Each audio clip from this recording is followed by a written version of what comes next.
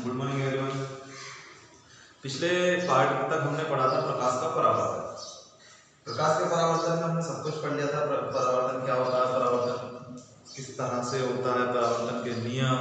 उसमें फिर हमने दर्पण पढ़ा, अवतल दर्पण, उत्तल दर्पण वगैरह वगैरह, और बहुत सारे डेरिवेशन भी किए। अब हमारा इसी में अगला पार्ट आ जाता है प्रकाश समतल दर्पण का समतल पृष्ठ द्वारा अपवर्तन वाला चैप्टर होता है। जब अध्याय 9 अध्याय 9 और उसका पार्ट क्या है बी, और इसका नाम क्या है अपवर्तन। परावर्तन क्या था कि प्रकाश किरण जब किसी एक वस्तु से या एक दर्पण से टकराकर वापस हो जाती है तो उसका प्रतिबिंब बनता है। ठीक है, मतलब परावर्तित होना, टकराकर वापस जाना, या किसी चिकनी या चमकदार सतह से प्रकाश किरण का वापस लौट जाना परावर्तन है। लेकिन यहाँ पे बात किसकी कर रहे हैं अपन, अपवर्तन। अपवर्तन कुछ एक अलग चीज होती है। अपवर्तन में क्या होता है कि जब प्रकाश किरण माध्यम बदलती है मतलब एक माध्यम से दूसरे माध्यम में जाती है। तो पहले बात करें कि माध्यम क्या होता है। तो इसमें पहले बात क्या करें, माध्यम कि ये माध्यम क्या है। तो माध्यम ये वो होता है बेसिकली, जैसे हम बोलते हैं जल वायु कांच, जल वायु कांच को हम क्या बोल सकते हैं, माध्यम। मतलब कहने का मतलब है कि जिसमें प्रकाश संचरित होता है, प्रकाश एक जगह से दूसरी तरफ जा सकता है। जैसे जल, वायु और कांच, ये बेसिकली 3 माध्यम होते हैं। जल में प्रकाश गमन कर सकता है, बिल्कुल, वायु में गमन कर सकता है, कांच में कर सकता है। तो क्या बोला मैंने कि अपवर्तन की परिभाषा में क्या होता है कि जब प्रकाश किरण माध्यम बदलती है, मतलब जल से वायु में जाती है, या वायु से जल में, जल से कांच में, या कांच से जल में, या वायु से कांच में, कांच से वायु में, तो वह अपने मार्ग से विचलित हो जाती है, मतलब वह अपने मार्ग से भटक जाती है। इस घटना को क्या कहेंगे हम, प्रकाश का अपवर्तन। क्या कहेंगे, प्रकाश का अपवर्तन। तो फिर से बता रहा हूं कि जब प्रकाश किरण एक माध्यम से दूसरे माध्यम में गमन करती है या जाती है, या बोले एक माध्यम से दूसरे माध्यम में प्रवेश करती है, तो वह अपने पथ से विचलित हो जाती है।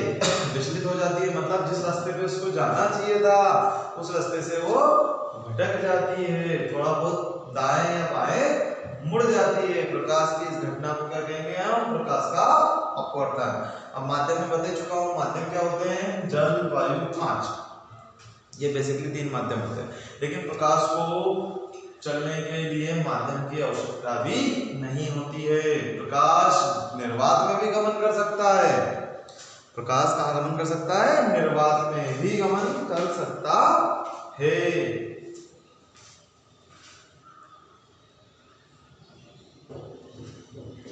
ठीक है, तो माध्यम समझ में आया। अब एक इसमें होता है संगामी माध्यम, होमोजेनियस मीडियम। तो जिसमें एक ऐसा माध्यम जिसके प्रत्येक बिंदु पर प्रकाशिक गुण कैसे हो, समान हो, उसको क्या बोलते हैं, संगामी माध्यम। ठीक, तो देखो अपवर्तन की परिभाषा क्या हो जाएगी कि जब प्रकाश किरण एक माध्यम से दूसरे माध्यम में जाती है तो वह अपने मार्ग से विचलित हो जाती है। अब जैसे डायग्राम के थ्रू हम इसको देखें, थोड़ा सा आसानी से समझ में आ जाएगा।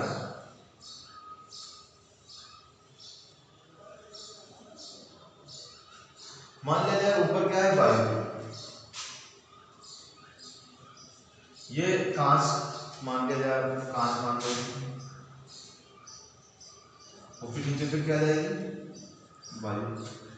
ठीक, तो देखिए एक प्रकाश किरण आई, कहां से आ रही है, वायु से, कहां आ रही है, कांच में। अब इसका पहले तो अभिलंब बना लो, ये क्या हो गया इसका अभिलंब। हाँ, प्रकाश किरण आई तो इसमें 2 तरह की घटना होती है। अब बेटा दो माध्यम तो मैंने बता दिया आपको, वायु, कांच और जल। अब इसमें 2 चीजें है, विरल और सघन। क्या चीज है, विरल और सघन। क्या होता है, विरल और सघन। विरल क्या होता है, जिसके पार्टिकल दूर दूर हो, जैसे वायु के कण दूर दूर होते हैं। वहीं अगर हम बात आते हैं सबसे विरल क्या होता है, वायु। सबसे विरल माध्यम कौन, वायु। वायु से के बाद जल, क्योंकि जल के कण वायु के कंपैरिजन में पास पास रहते हैं। उसके बाद आ जाता है आपका कांच। उसके बाद क्या आ जाता है आपका, कांच। ठीक है, तो अब बात करें सबसे सघन, तो सबसे सघन कांच, इसके बाद जल और सबसे कम सघन वायु। तो फिर से आ रहा हूं मैं अपने इसमें। तो वायु से कांच में जा रहा है, मतलब वायु क्या है, विरल, और कांच क्या है, सघन। फिर वायु विरल।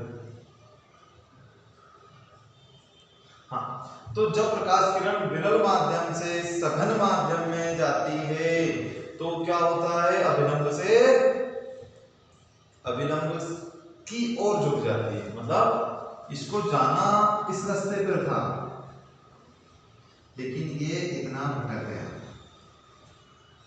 कहां जाएगा, तो समझ में आया कि जब प्रकाश किरण विरल माध्यम से सघन माध्यम में जाती है तो अभिलंब की ओर झुक जाती है।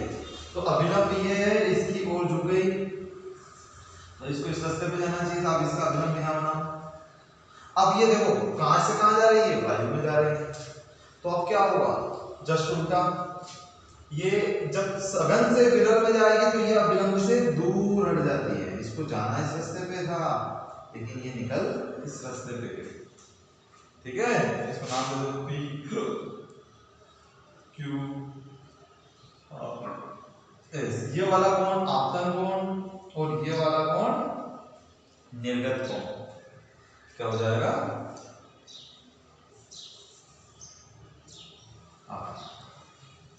ठीक है, आया। फिर से देखो, अपवर्तन की परिभाषा इसमें समझ में आ जाएगी चित्र में पूरी, कि जब प्रकाश किरण एक माध्यम से दूसरे माध्यम में जाती है तो अपने मार्ग से विचलित हो जाती है। प्रकाश की इस घटना को प्रकाश का अपवर्तन कहते हैं। अब प्रकाश के अपवर्तन में जब प्रकाश किरण विरल माध्यम से सघन माध्यम में जाती है तो अभिलंब की ओर झुक जाती है, तथा जब सघन माध्यम से विरल माध्यम में जाती है तो अभिलंब से दूर हट जाती है। प्रकाश की इस घटना को प्रकाश का अपवर्तन कहते हैं। ठीक है, प्रकाश का अपवर्तन समझ में आया।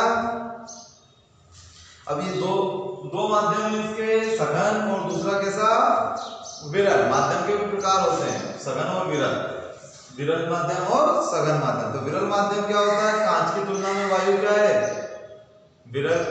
जल की तुलना में वायु विरल, हीरे की तुलना में कांच विरल। ठीक है, और सघन क्या हो जाएगा, वायु की तुलना में कांच सघन, वायु की तुलना में जल सघन, वायु की तुलना में हीरा सघन। ठीक है,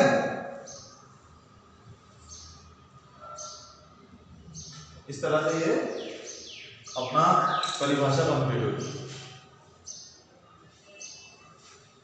ये तो हो गया प्रकाश का अपवर्तन। अब प्रकाश के अपवर्तन के दो प्रकार के आपको सब बता दिए हैं। अब अपवर्तन के नियम पढ़ लेते हैं।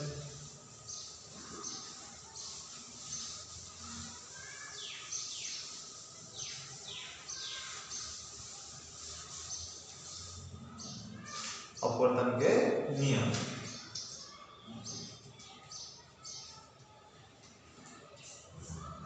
अपवर्तन के कितने नियम होते हैं, दो नियम होते हैं। अभी थोड़ी देर वाला पहले वाला डायग्राम फिर से बना रहा हूँ, छोटा बना रहा हूँ।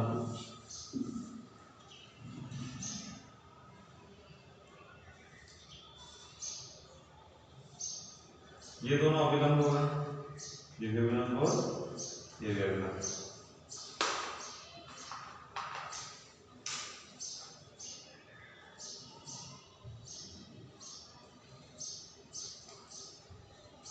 कांच ले लो, जल ले लो, जो भी लेना है ले सकते हैं, कोई समस्या नहीं।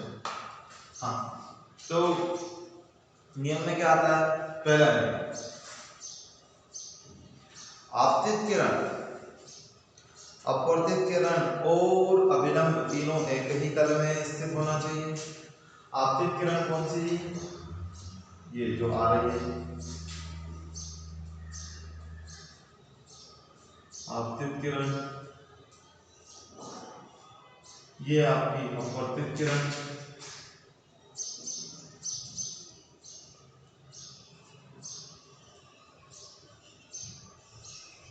और ये निर्गत।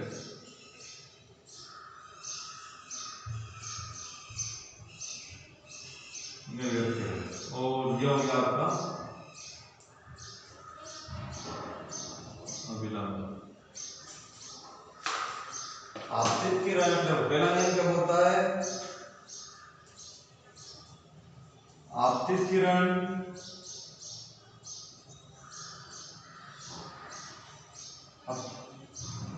अपवर्तित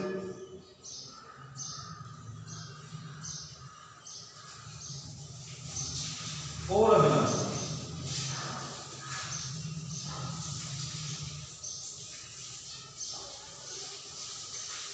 और अभिलंब एक ही तल में होना, तल में स्थित हो। देखो आपतित, अपवर्तित और अभिलंब तीनों एक ही तल में स्थित है। दूसरा नियम,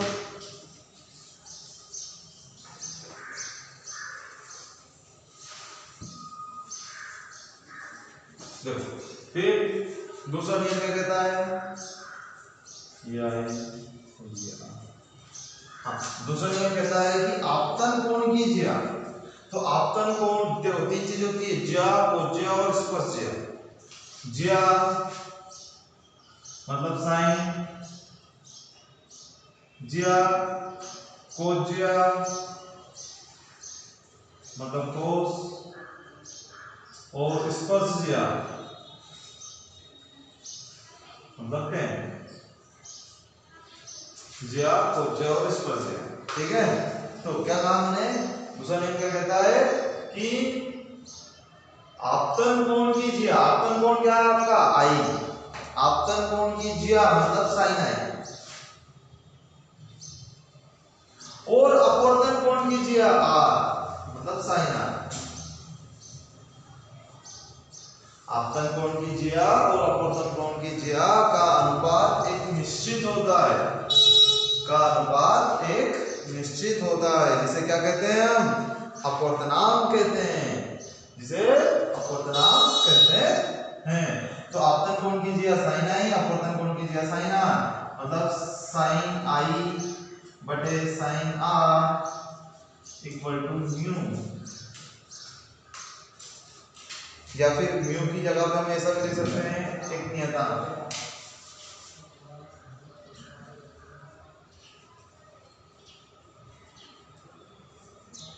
ठीक है। क्या कहा कि आपतन कोण की ज्या साइन आई, अपवर्तन कोण की ज्या का अनुपात एक निश्चित होता है, जिसे एक नियतांक कहते हैं, और जिसे अपवर्तनांक भी कहते हैं। अपवर्तनांक क्या, अपवर्तनांक को आज दर्शाते सकते हैं हम म्यू से, ठीक है। समझ में आया, ये दोनों नियम है। तो अपवर्तन के दो नियम होते हैं, कौन कौन से, कि जब प्रकाश किरण, आपतित किरण, अपवर्तित किरण और अभिलंब तीनों एक ही तल में होना चाहिए, आपतन कोण की ज्या और अपवर्तन कोण की ज्या का अनुपात एक निश्चित होता है, जिसे अपवर्तनांक कहते हैं, ठीक है। इस तरह से ये दो नियम हो गए।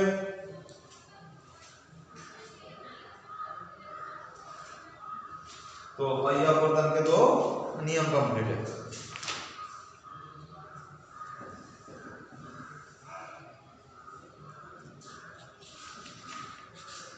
हाँ, अब आ जाता है आपका मोस्ट इंपोर्टेंट क्वेश्चन,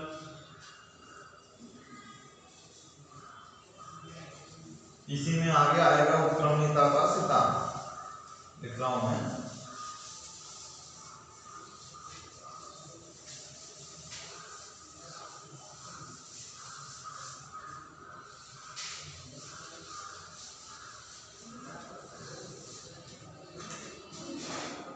उत्क्रमणीय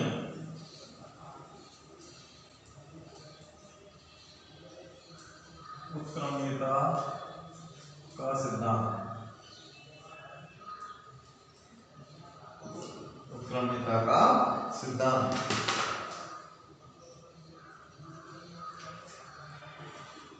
क्या कहता है उत्क्रमणीयता का सिद्धांत?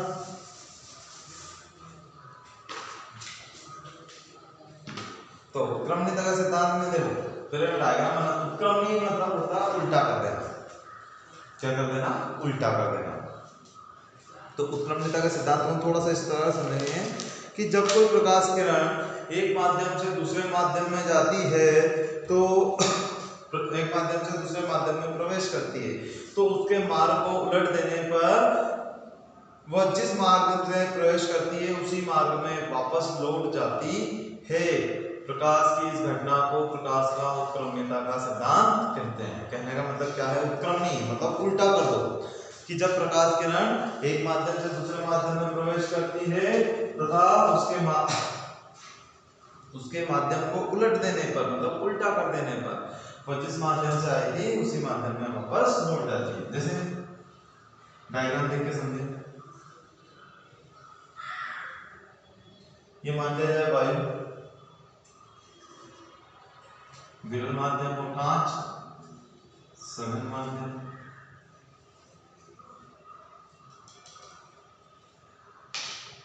प्रकाश किरण आई, आपतित किरण P Q आपतित हुई। अब वायु से कांच में जाएगी थी, अभिलंब की तरफ झुकेगी, झुका दिया, लेकिन मैंने यहाँ क्या लगा दिया? कांच लगा दिया। ये क्या लगा दिया मैंने? कांच। तो क्या हो गया? प्रकाश किरण जिस माध्यम से आई थी वापस उसी माध्यम में लौट जाएगी।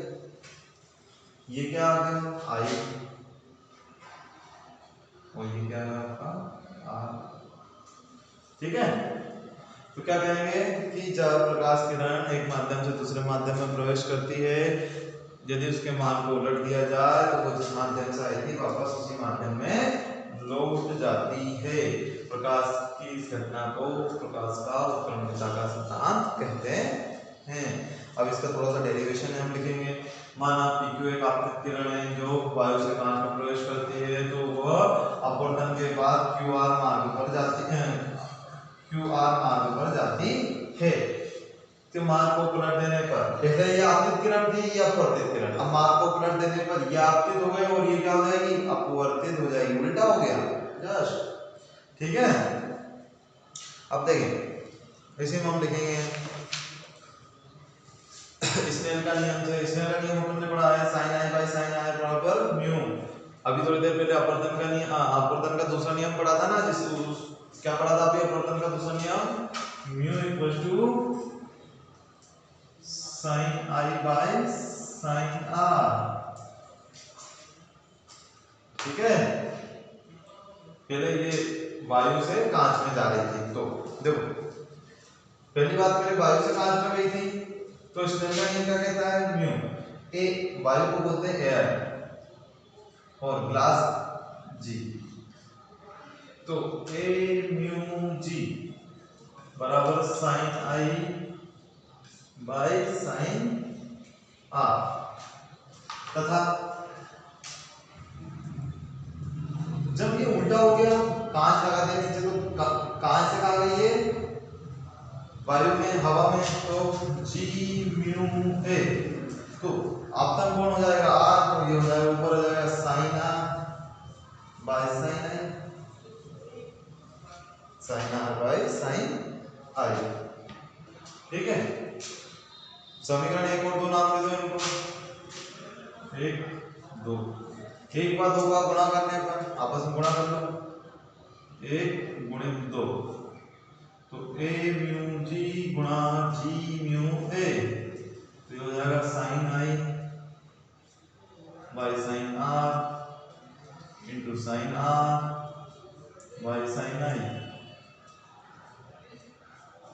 ठीक है। तो ए म्यू जी म्यू ए बराबर बराबर क्या हो जाएगा 1। एक को उठा के उधर ले जाओ, डिवाइड कहीं किसी को भी ले जाओ, तो a म्यू g बराबर 1 अपॉन g म्यू a, उल्टा हो गया। या फिर इसको उधर डिवाइड करने जा सकते हैं, या करके लिखते हैं, या g म्यू a बराबर 1 अपॉन a म्यू g। ठीक है, इस तरह से ये प्रमेयता का सिद्धांत कंप्लीट हुआ। क्लियर?